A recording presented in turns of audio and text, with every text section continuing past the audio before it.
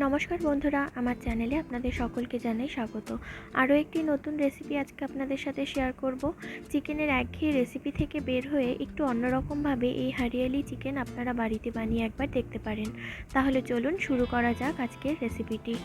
হরিয়ালি চিকেনের জন্য প্রথমে আমি একটা পেস্ট বানিয়ে নেব। তার জন্য এখানে নিয়েছি ধনেপাতা, পুদিনা পাতার পরিমাণ ধনেপাতার থেকে এখানে বেশি হবে, মানে 1 কাপ ধনেপাতা নিলে 1.5 কাপ আমি পুদিনা পাতা নেব। দিচ্ছি 4টে রসুনের কোয়া, আদা দিচ্ছি 15 থেকে 20 গ্রামের মতন, আর দিচ্ছি কাঁচা লঙ্কা। আপনারা যেরকম ঝাল পছন্দ করেন সেই অনুযায়ী কাঁচা লঙ্কাটা দেবেন। দিয়ে দিচ্ছি সামান্য পাতিলেবুর রস। এবার অল্প জল দিয়ে এটার একটা পেস্ট আমি বানিয়ে রাখবো।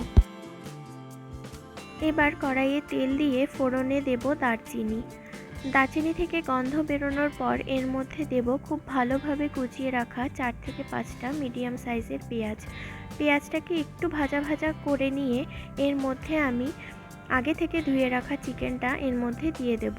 এখানে আমি 1 কিলো চিকেন নিয়েছি।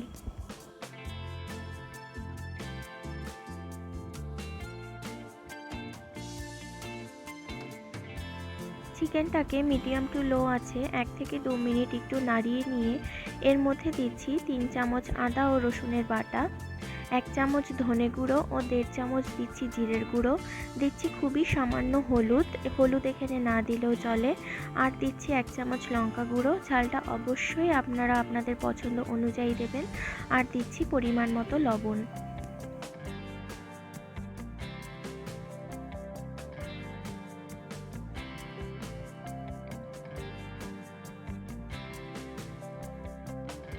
মিডিয়াম আঁচে রেখেই মশলার সাথে ভালোভাবে কষিয়ে নিয়ে চিকেনটাকে আমি 3 থেকে 4 মিনিটের জন্য ঢাকা দিয়ে দেব। এবার এখানে 10 থেকে 15টা কাজু বাদামেরও আমি সামান্য জল দিয়ে একটা পেস্ট বানিয়ে রাখছি। 4 মিনিট পর ঢাকনা তুলে চিকেনটাকে ভালোভাবে নাড়িয়ে নিচ্ছি। দেখতেই পাচ্ছেন চিকেনটা থেকে কতটা জল ছেড়ে এসছে।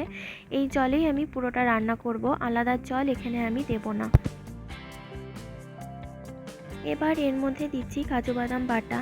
আরও 2 থেকে 3 মিনিট ভালোভাবে নাড়িয়ে নিয়ে সব শেষে এর মধ্যে আমি পুদিনা পাতা ও ধনে পাতার বাটাটা এখানে অ্যাড করব। পেস্টটা আগে দিয়ে বেশিক্ষণ রান্না করলে কালার চলে যাওয়ার সম্ভাবনা থাকে। আপনারা গ্রেভি বেশি পছন্দ করলে এখানে গরম জল অ্যাড করতে পারেন। আমি এটা কষাই নামাবো, কোনো রকম জল এর মধ্যে আমি অ্যাড করব না।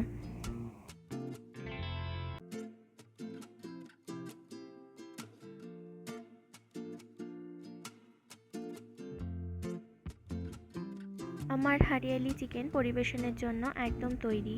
বাড়ির যে কোনো অনুষ্ঠানে স্টার্টারে অথবা মেইন কোর্সে এই রেসিপিটা আপনারা রাখতেই পারেন। আমার আজকের রেসিপিটি আপনাদের কেমন লাগলো কমেন্ট করে জানাবেন। ভালো লাগলে লাইক ও শেয়ার করতে ভুলবেন না। আপনারা আর কী ধরনের রান্না দেখতে চান কমেন্টের মাধ্যমে আমাকে জানাতে পারেন। রেসিপিগুলো ভালো লাগলে আমার চ্যানেলটি সাবস্ক্রাইব করার অনুরোধ রইল। ধন্যবাদ।